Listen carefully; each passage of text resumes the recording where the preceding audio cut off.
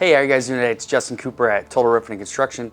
We're out here in Orland Park, Illinois at one of our fire restoration projects. We just wrapped up the HVAC, the plumbing, all the rough-ins. We have the installation company starting next.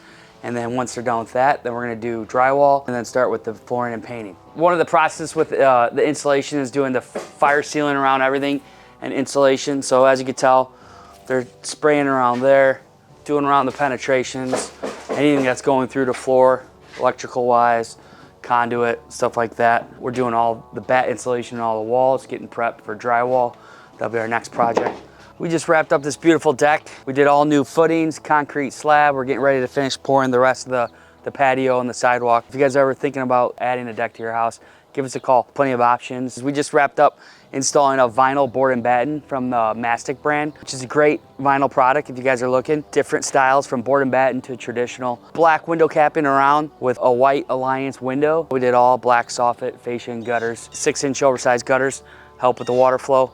And we're getting ready to install the garage door and the entry door. Entry door is gonna be a nice Provia door with some side lights.